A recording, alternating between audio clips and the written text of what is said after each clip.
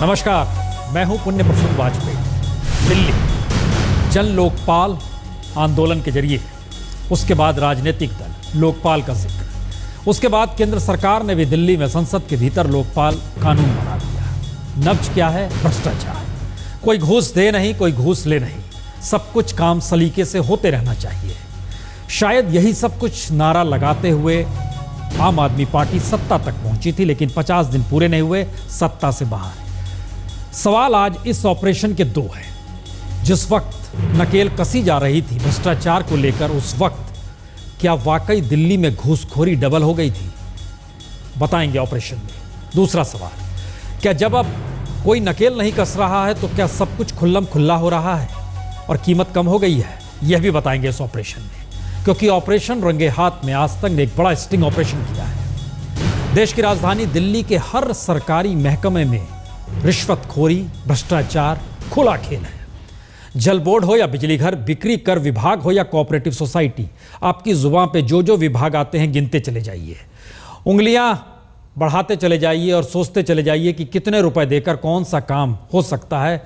दिल्ली में माना यही जाता है कि पर कैपिटा इनकम बहुत ज़्यादा है, लोग यहाँ कमाने खाने आते हैं, लेकिन यहाँ पे भ्रष्टाचार के बगैर कोई काम होता नहीं, घूस के बगैर बात आगे बढ़ती नहीं। तो खुलासा ट्रांसपोर्ट विभाग का भी होगा और आज तक के स्पेशल इन्वेस्टिगेशन टीम के ऑपरेशन रंगे हाथ में जो सच सामने आया है, पता नहीं आप सुनकर दंग रहेंगे या नहीं रहेंगे, लेकिन जो दिखाई देगा उसके बाद कुछ सवाल आपके जहन में जरूर होंगे, क्योंकि भ्रष्टाचार का राक्षस खुल्लम खुल्ला जाग गया है। और आप देखेंगे कैसे बड़े बड़े विभागों के बड़े बड़े अफसर घूस की रकम से अपनी जेब गर्म कर रहे हैं।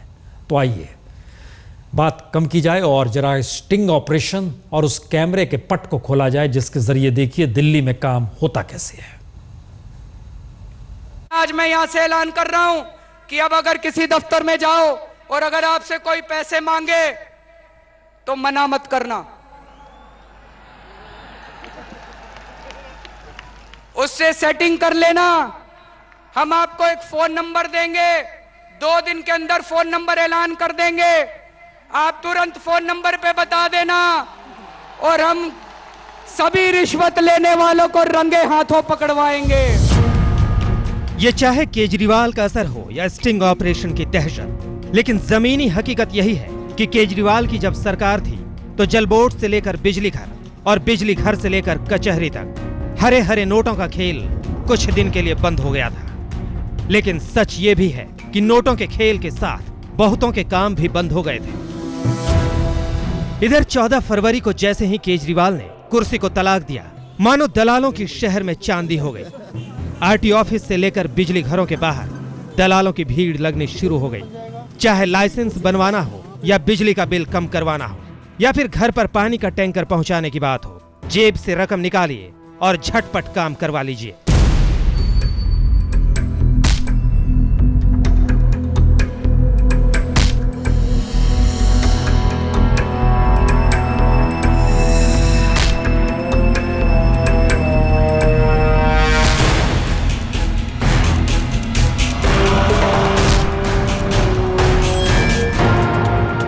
केजरीवाल की सरकार जाने के बाद देश की राजधानी में आज तक की स्पेशल इन्वेस्टिगेशन टीम ने अफसरों और कर्मचारियों के ईमान और इकबाल का स्टिंग ऑपरेशन शुरू किया।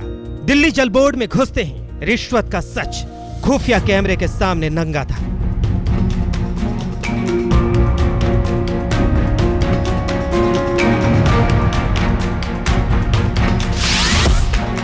सच नंबर 1, दिल्ली जल बोर्ड। सच नंबर 2, जल ही रिश्वत है। हमारे खुफिया कैमरे ने दिल्ली के बिजली घरों में बिलों की माफी की बोलियां नीलाम होते हुए रिकॉर्ड की। हथेली गर्म करिए और बिल कम कीजिए। सच नंबर 3, बिजली घर का सच। देश की राजधानी में सरकारी तिजोरी को चूना कैसे लगाया जा रहा है, इसकी मिसाल हमें बिक्री कर दफ्तर में मिली। यहां पर टैक्स का पैसा सरकारी खजाना अफसरों की जेबों में जा रहा है। सच नंबर 4, अफसरों की जेब में टैक्स। दिल्ली में सरकारी सोसाइटियों का भी बड़ा खेल है। दिल्ली सरकार के माथत आने वाले इस दफ्तर में भी बिना पैसे आप कोई कागज हासिल नहीं कर सकते। सच नंबर 5, घूस की सहकारिता।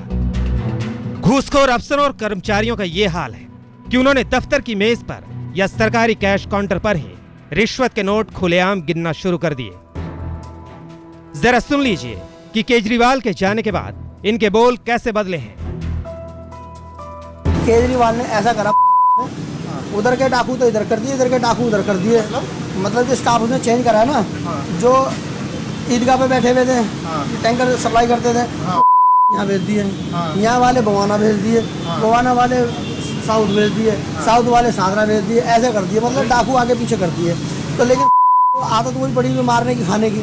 तो वो वहाँ वाले आ रहे हैं, फड़फड़ाते फिरते हैं। पार्टी से पूछना तेरे पैसे दे के आओ, मुझे पैसे दे जाओ। दिल्ली जल बोर्ड का सच, रिश्वत के लिए अफसर फड़फड़ा रहे हैं। दिल्ली जल बोर्ड का सच तो आपने सुन लिया, और अब देखिए कि दिल्ली के जिला अधिकारी क्या कह रहे हैं। जी हां, जरा सुनिए घूसखोरी पर डिस्ट्रिक्ट मजिस्ट्रेट क्या कह रहे हैं। चीफ मिनिस्टर खुद क्लेम कर रहे थे 30%, और हमें तो कुछ और मालूम हो रहा था कि रेट डबल हो गए लोगों के जो पैसे लेके काम करते हैं। They had become more careful. District magistrate का सच, केजरीवाल के वक्त रिश्वत के रेट हुए थे डबल। जाहिर तौर पर सरकार किसी की आए या किसी की जाए, लेकिन स्टिंग ऑपरेशन में यह बात साफ हो गई कि दिल्ली वालों की जेब काटने का मौसम फिर आ गया है। उमेश डंग और सपन गुप्ता के साथ अक्षय सिंह, दिल्ली आज तक।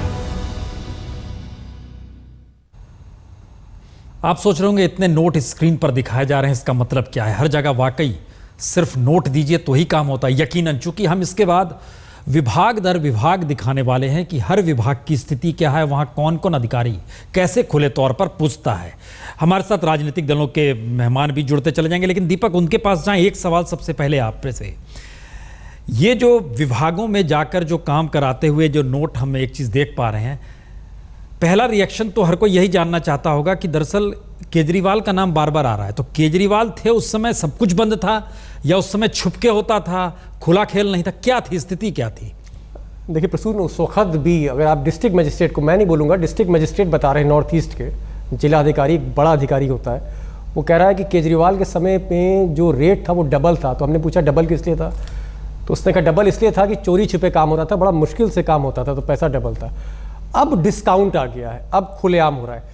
एक चीज़ जो प्रसून मुझे समझ नहीं आ रही कि जो केजरीवाल ने जो टेलीफोन ग्राफ लाइन, जो फोन लगवाए थे कि आप फोन करिए जी, अगर कोई रिश्वत दे रहा है तुरंत कार्रवाई होगी जी, तो या तो वो फोन केजरीवाल इस्तीफा देने के बाद खुद अपने घर ले गए, और या उस फोन की तार नजीब जंग साहब ने काट दी।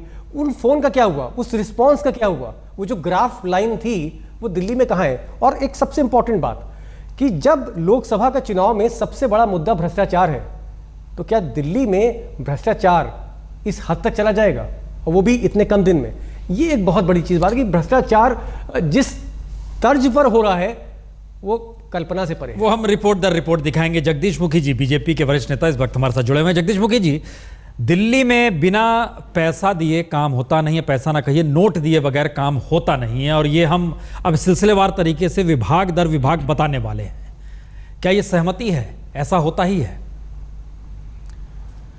देखिए, पिछले 15 साल से कांग्रेस का शासन है दिल्ली में, 10 साल से केंद्र में भी कांग्रेस का शासन है, और ये जो भ्रष्टाचार पनपा, आप तो एक डिपार्टमेंट की बात कर रहे हैं, मैं थोड़ा उससे भी बड़े भ्रष्टाचार की बात कर रहा हूँ। जितने बड़े भ्रष्टाचार कांग्रेस के शासन के अंदर हुए हैं, चाहे वो कोल का स्कैम हो, या अपने दिल्ली के अंदर कॉमनवेल्थ गेम्स का स्कैम हो, या अपने 2G स्कैम्स हो, मैं उन बड़े स्कैम्स की बात कर रहा हूँ। उन सब बड़े स्कैम्स कब हुए हैं? वो कांग्रेस के शासन के दौरान ही हुए हैं।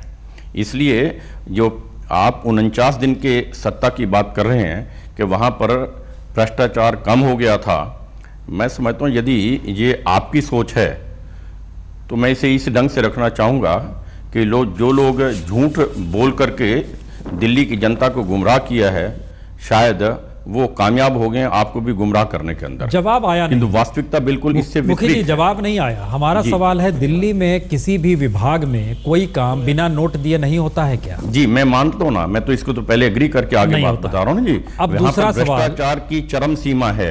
अब मैं ये कह रहा हूँ, आप तो छोटे भ्रष्टाचार की बात कर रहे हैं, मैं भ्रष्टाचार बड़े भी साथ में सम्मिलित करके आपके साथ सहमत हूँ कि दिल्ली के अंदर भ्रष्टाचार चरम सीमा पर पिछले 10, 12, 15 साल से चल रहा है। मुखी साहब, एक सवाल मैं पूछना चाहूँगा।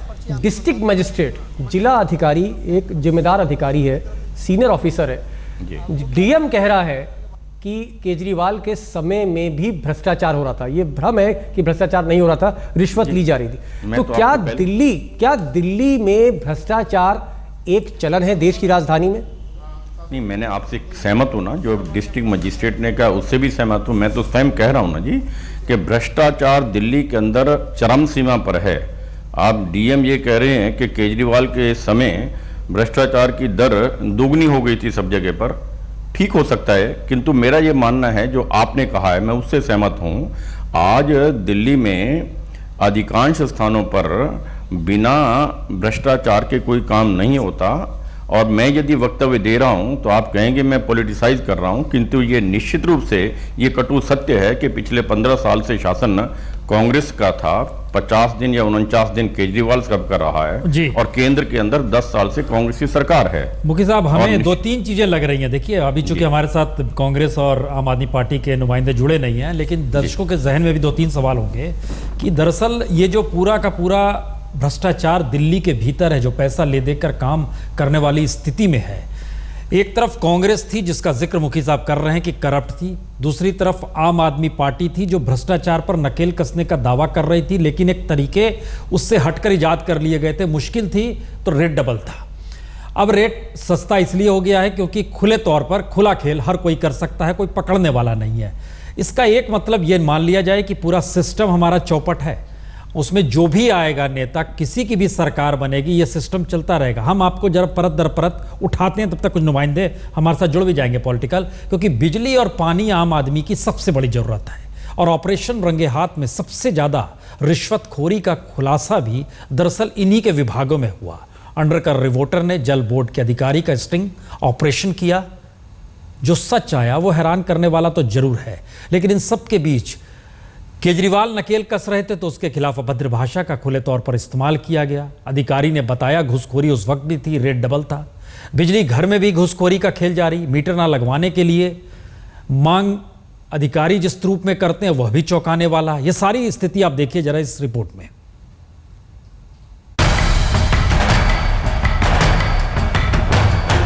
बूंद बूंद से जल बोर्ड की टंकी भरती है और नोट नोट से अफसरों की जेब।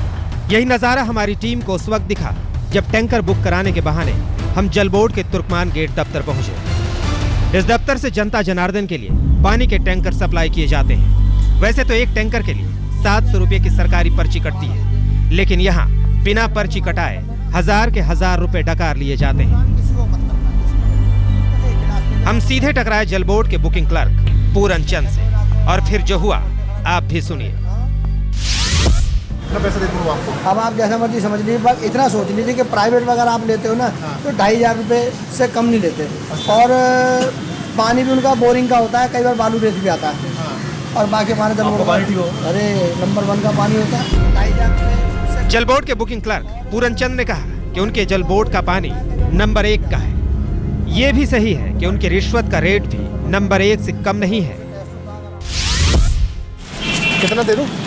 आप ठीक समझो, जैसा भंडारे का काम है, हम भी जाते, शादी होती तो मैं आपसे कुछ भी बोल देता। मेरे पास तो ना है कुछ लोग।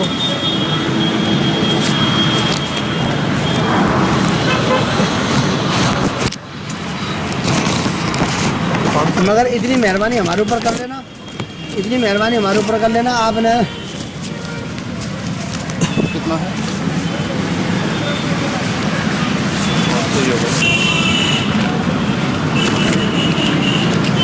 1 2 3 4। इतनी मेहरबानी हमारे ऊपर कर लेना कि आप है ना गुणगान किसी को मत करना, किसी का। ये 2000 रुपये हैं, ठीक है। और जितना आप बाकी कहोगे बाकी और दे दूँगा मैं आपको। नहीं और नहीं लूँगा मैं एक भी आपसे, काम आपका हो जाएगा, पर्ची आपकी बनवा दूंगा। मंडे को बनेगी, अब टाइम खत्म हो गया। अब कितनी देर में टैंकर पहुँच जाएगा? वो मैं भी आपके सामने फ़ोन करके बात कर लेता हूँ। लेकिन इस बात का है ना, मैं आपके हाथ जोड़ के रिक्वेस्ट करता हूँ, किसी को ये ना कहना मैं तेरे पैसे दे जाऊँ। बोले हमारे अफसर से जान पहचानते हैं, उससे कहीं करवाया, क्योंकि केजरीवाल ने ऐसा करा उधर के डाकू तो इधर कर दिए, इधर के डाकू उधर कर दिए। मतलब जो स्टाफ उसने चेंज करा है ना, जो ईदगाह पे बैठे हुए थे, टैंकर सप्लाई करते थे, यहाँ भेज दिए। यहाँ वाले बवाना भेज दिए, बवाना वाले साउथ भेज दिए, साउथ वाले सागरा भेज दिए, ऐसे कर दिए। मतलब डाकू आगे पीछे कर दिए। तो लेकिन वो आदत वही पड़ी हुई मारने की, खाने की। तो वो वहाँ वाले आ रहे हैं, फड़फड़ाते फिरते हैं। पार्टी से पूछते हैं तेरे पैसे दे क्या, तेरे पैसे दे क्या। क्या भाई हमने कुछ नहीं दिया, मैं अप्रोच थी उनसे, जान कैश उनका करवाया 1000 रुपये दे क्या। इतनी मेरे ऊपर मेहरबानी। केजरीवाल के टाइम में तो नहीं होता होगा ना ये?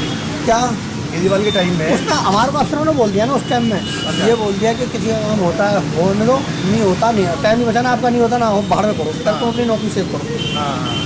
और बात भी सही है, अगर आपके घर में या आपका बॉस आपको बोलेगा तुम 25,000 रुपये की नौकरी खोगे 1,500 रुपये के पीछे।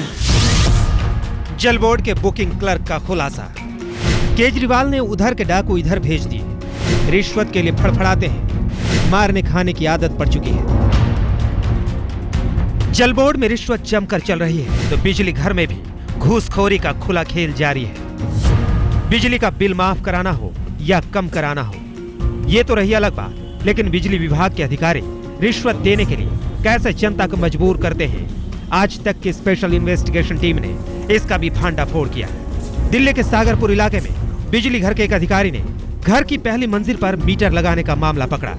अधिकारी ने बाद में इस मामले को रफा दफा करने की डील की और फोन पर मकान मालिक को अपने दफ्तर बुलाया। इस मकान मालिक के साथ आज तक के रिपोर्टर भी खुफिया कैमरे लेकर अफसर के पास पहुंचे। सुनिए अब आगे की बातचीत। आप क्या देखते हैं? ये देखते हैं रिकवरी का सारा। अच्छा रिकवरी क्या सीन है, क्या चल रहा है, रिपोर्ट देनी पड़ती है आगे। थोड़ी और गुंजाइश। अब आप देख लो, मैंने बता दिया जो भी करना, कड़कड़ा के छुट्टी करो, नहीं तो फिर ये बड़े मैं रोक नहीं पाऊंगा फिर इसको आज के बाद। नहीं वो तो बात आपकी सही है। अरे आज ही रोक लिया, बहुत मेहरबानी। तभी तो सर टाइम उठा के तभी तो मेरे को ले आया उठा के। आपके आने से पहले आपके दफ्तर में बैठे हुए थे। मैं आ तो गया था, साइड पर कहीं गया था किस काम से, और किसी आ तो गया था। क्या कर लेते हैं फिर रायल अभी सब कॉल कर दे। बात कर लो, आपने कर लो तो जाके बात कर लो दोनों लोग।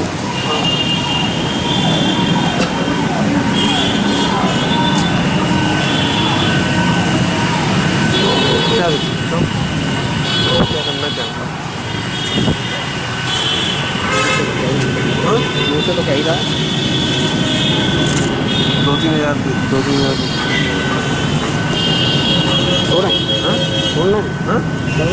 छोड़ना है छोड़ना है 2,000 रुपये। बिजली विभाग का सच, मीटर लगे ना लगे मुट्ठी गर्म करते रहिए। रिकवरी अफसर को रिश्वत की खुशबू आ रही थी, लिहाजा वो पैसे पकड़ने के लिए तैयार हो गया। लेकिन रिश्वत का खेल दिल्ली जल बोर्ड और बिजली घर में ही नहीं चल रहा। यानी दिल्ली में सरकार हो ना हो, लेकिन घूस की सरकार बराबर चल रही है। उमेश डंग और सपन गुप्ता के साथ अक्षय सिंह, दिल्ली आज तक।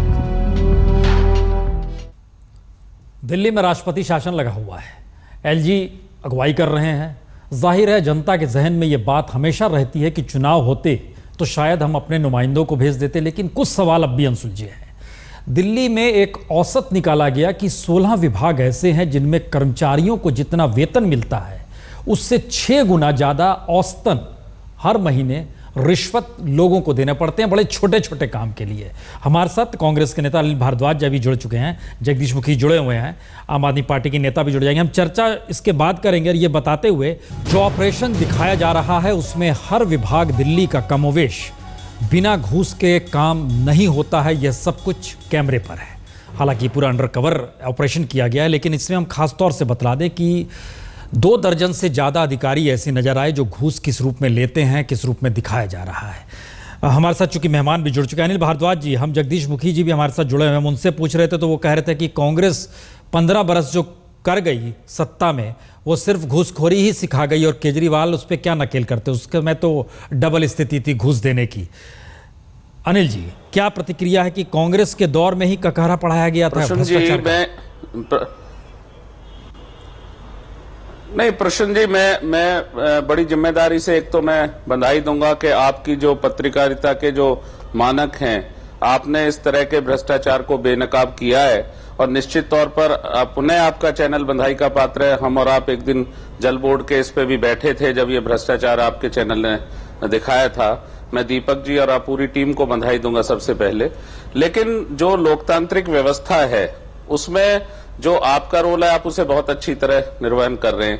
आपने उसको एक्सपोज किया, लेकिन अब ये कह देना कि किसी एक राजनीतिक दल या दूसरे राजनीतिक दल पे हम थोपें, अगर ईमानदारी से हम इसको महसूस करें तो कामावेश ये स्थिति पूरे देश में शायद कहीं ना कहीं है। अनिल जी एक मिनट, अनिल जी बहुत सारे उदाहरण आपके चैनल ने भी दिखाए हैं, छोटे छोटे। अनिल जी आप देश पे जाइए, एक चीज हमें बताइए, क्या चुने हुए विधायक होते हैं या जो मुख्यमंत्री होता है जी, उसके हाथ में है कि भ्रष्टाचार पे नकेल कस दे? ये संभव है? जी नहीं, इसमें मेरा मानना यह है कि हमें दलगत राजनीति से या छोटी चीजों से ऊपर उठ के इस पे काम करने की जरूरत है। अब जहां जहां हम सिस्टम को अगर ध्यान से देखें, बहुत सारे नारे उछले अलग अलग समय में, भय भूख और भ्रष्टाचार से मुक्त शासन प्रशासन, सारे दुनिया और सारे सिस्टम को हम देख रहे हैं। इसमें रिफॉर्म्स की जरूरत है। जो सिटीजन चार्टर को लागू करने की बात थी, अगर हम हमारे नागरिकों तक ये बात पहुंचा पाए कि भाई इस काम को करने में 3 दिन का समय प्रशासन को लगता है, अगर आपको 3 दिन के अंदर वो काम नहीं मिलता है तो आप इसकी शिकायत इस जगह पे कीजिए।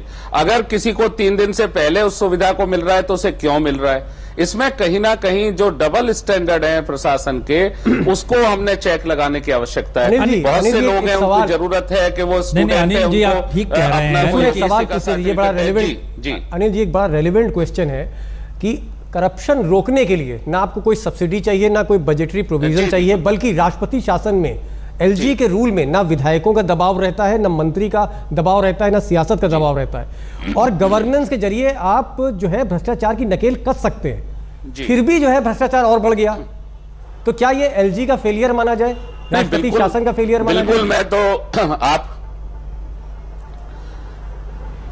नहीं, देखिए मेरा मानना यह है कि मैं गुजारिश करूंगा माननीय उपराज्यपाल महोदय से भी कि अगर उनके इस तरह के एक्सपोजर पे सबसे पहले तो सख्त कार्रवाई होनी चाहिए तुरंत। इसमें कोई सेकंड ओपिनियन नहीं होनी चाहिए कि इस तरह का खुला भ्रष्टाचार जो बेनकाब हो रहा है इस पे सख्त कार्रवाई हो। और उनका जो काम करने की शैली है, जो उनकी जो डिपार्टमेंट जिसको आप कह सकते हैं कि वो भ्रष्टाचार रोधी जो सिस्टम है, उसको मजबूत करने की आवश्यकता है। निश्चित तौर पर कहीं ना कहीं चुने हुए प्रतिनिधियों के पीछे भी लोग लग जाते हैं कि नहीं साहब देखिए ऐसा नहीं था, ऐसा था, लेकिन चुने हुए प्रतिनिधि तो जनता को मदद करने के लिए, वो ऐसा नहीं है कि चुने हुए प्रतिनिधि उसको बढ़ावा देते हैं। अब सिस्टम में क्या है कि जो ये प्रशासनिक व्यवस्था जिस तरह की है उसमें आप देखेंगे कि एक काम मैंने कहा कि वो काम अगर हम तय कर दें और उस पर लोगों तक वो बात पहुंचे।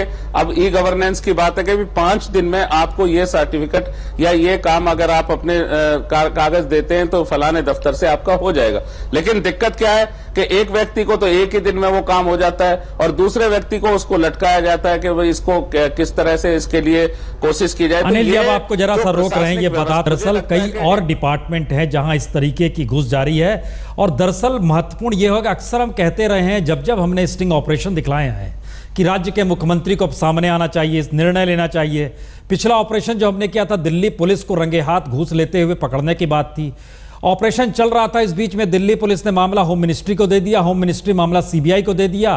3 दिन पहले खबर आई, 4 दिन पहले खबर आई कि सीबीआई ने कहा कि हम जांच नहीं करेंगे, हम उस पर नहीं।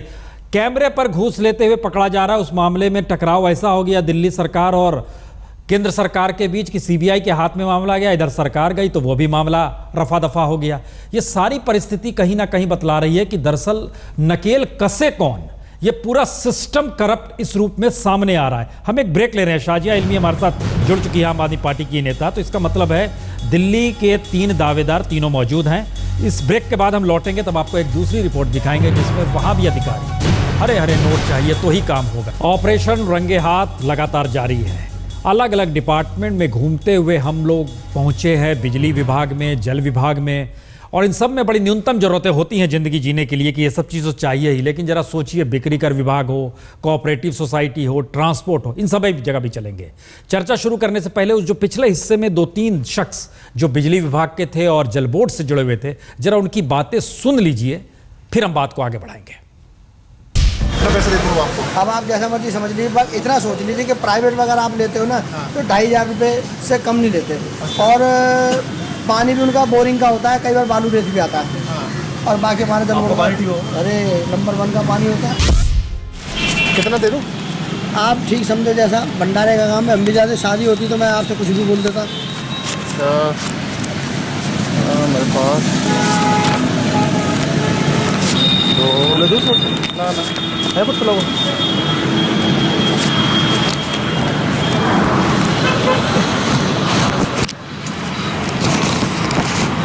मगर इतनी मेहरबानी हमारे ऊपर कर लेना, इतनी मेहरबानी हमारे ऊपर कर लेना आपने। कितना है?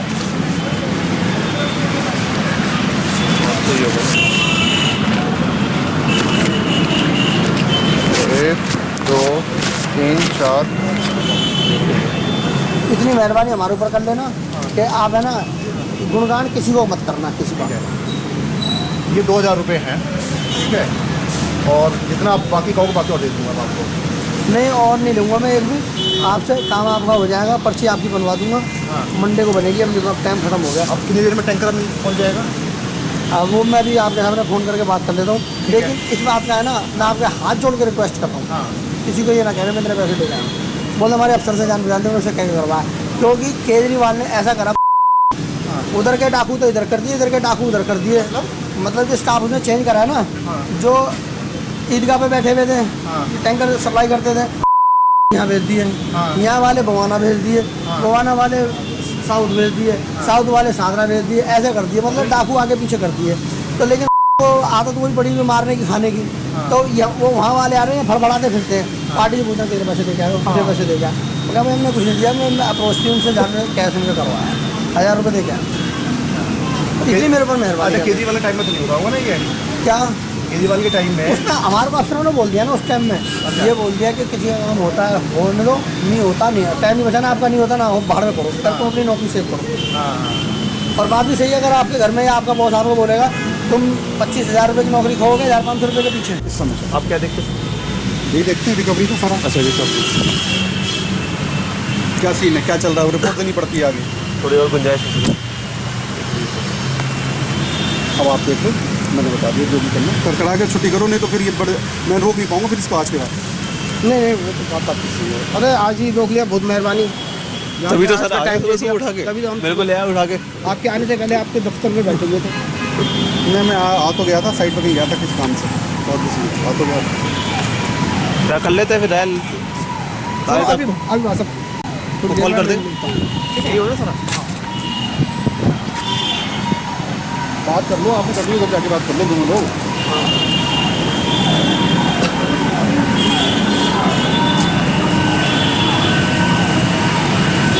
क्या करना चाहता मुझसे तो कही रहा 2-3 हज़ार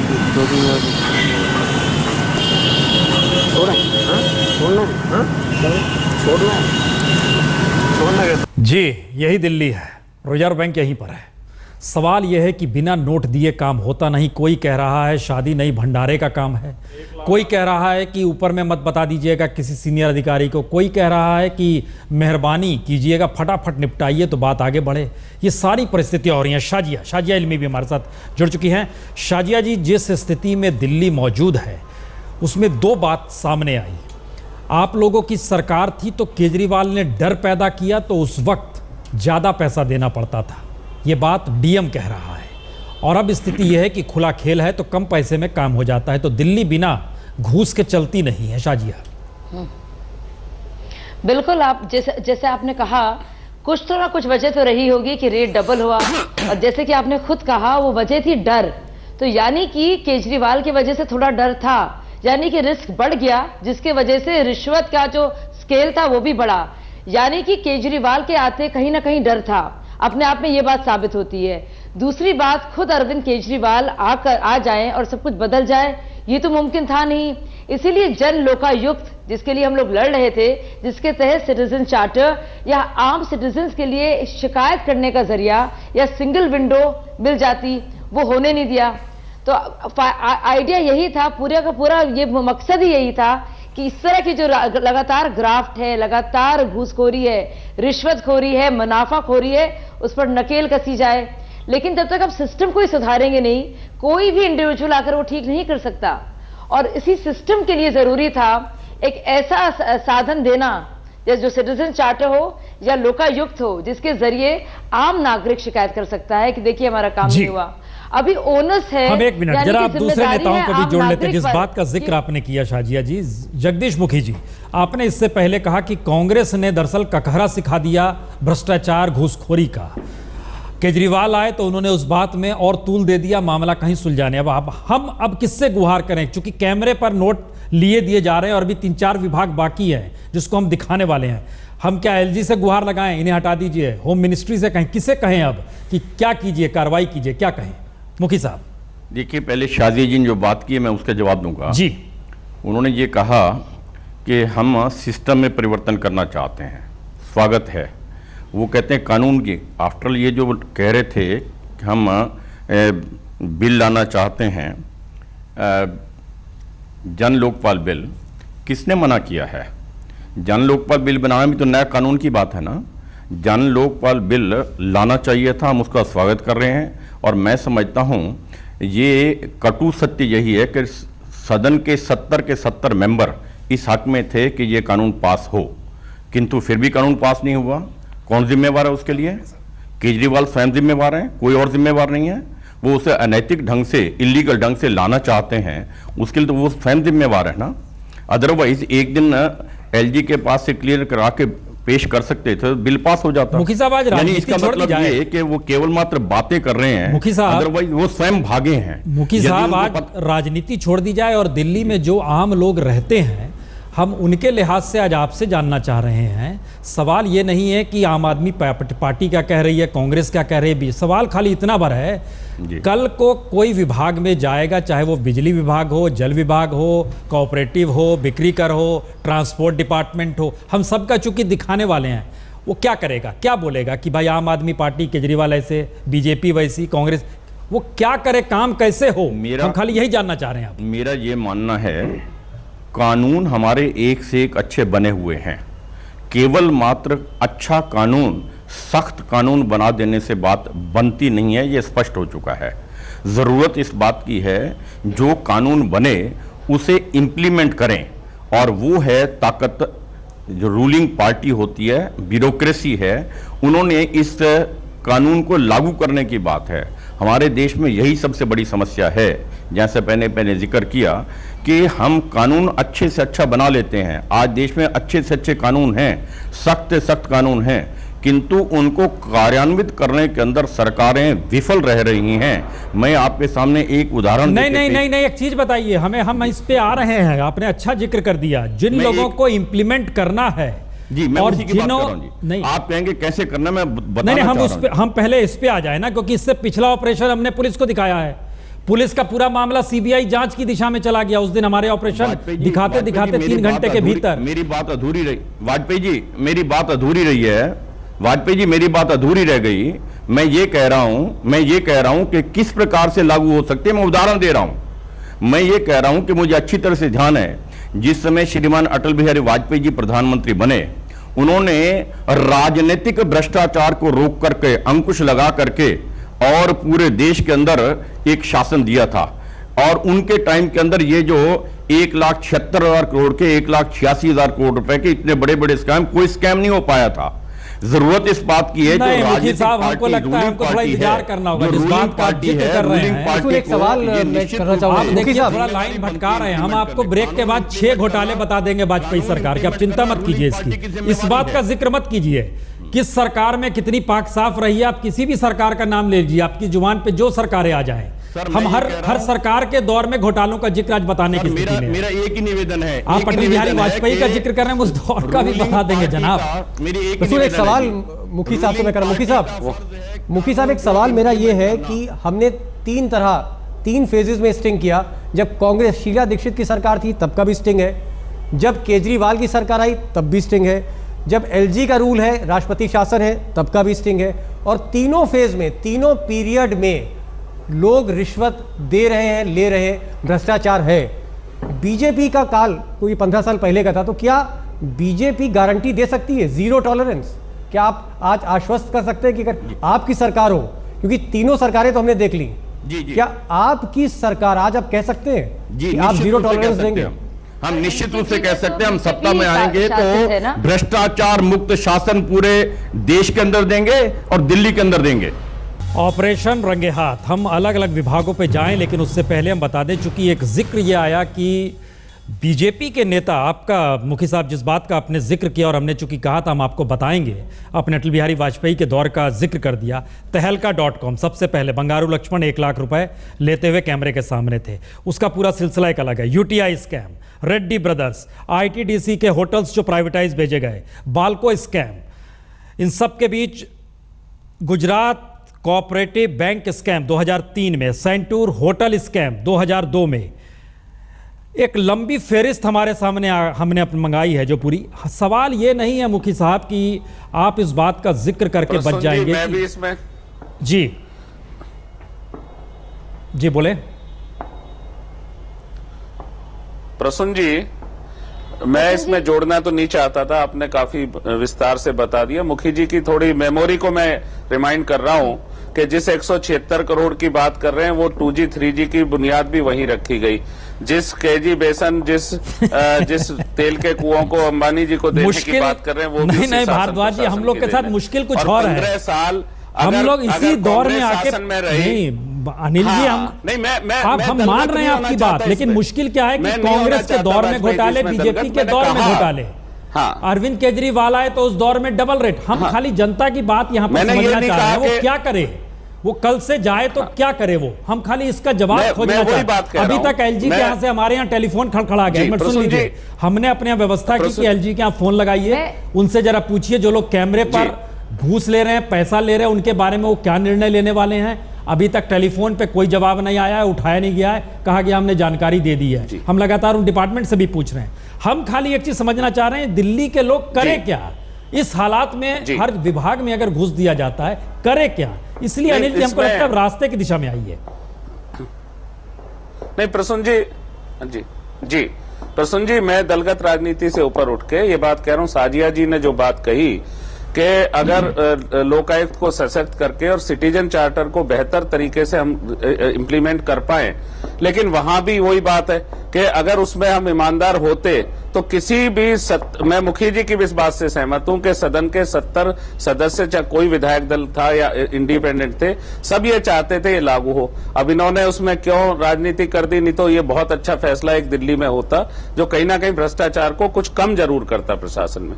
एक अच्छा दिशा में हम सबको दलगत राजनीति से ऊपर उठकर इस तरह के हम एक दूसरी स्थिति ला रहे हैं। आप ही की सरकार ने लोकपाल पास किया, इस देश के 2 वरिष्ठ जज की तरफ से यह बात आ गई कि हम सरकार के नजरिए के साथ नहीं जुड़ते हैं, और सरकार ने कहा था कि आप लोकपाल के चुनाव में साथ खड़े हो जाइए।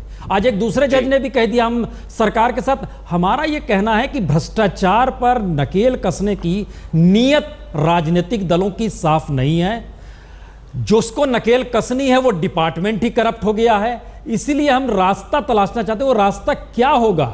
ये मुश्किल आ गई है दौर में, इसलिए मुश्किल है ये जी। हाँ शाजी, हम इसमें एक चीज और आपके साथ भी हम जोड़ देते हैं। हमने लगातार देखा अरविंद केजरीवाल दिल्ली से निकले शाजिया और कानपुर तक पहुंचे, लेकिन जन लोकपाल का जिक्र नहीं हुआ। मुकेश अंबानी का जिक्र हुआ है, भ्रष्टाचार की बात नहीं उठी है।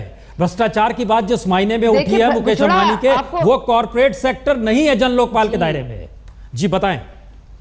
बिल्कुल नहीं है, बिल्कुल नहीं है, लेकिन जिस तरह से पॉलिसी तय की जाती है, चाहे वो सरकारी महकमे हो या फिर उससे ऊपर हो, चाहे वो सिटीजन चार्टर हो या सरकार जो क्रोनी कैपिटलिज्म हो, हर जगह वो भ्रष्टाचार की वजह से ही है, और ये तार सब जुड़े हुए हैं। क्यों कम्युनलिज्म इसलिए इतना पनप रहा है, सांप्रदायिकता, क्योंकि कहीं ना कहीं करप्शन को दरकिनार कर दिया गया है, वो मौजू ही नहीं बना है। इसलिए समझने की जरूरत है, ये तार जोड़ने की जरूरत है जो अरविंद केजरीवाल जोड़ रहे हैं। और कैसे जोड़ रहे हैं? दिल्ली में थे तो वो जन लोकपाल का जिक्र और करप्शन का जिक्र करते थे, यूपी के रास्ते निकले तो भूल गए वो इस चीज को।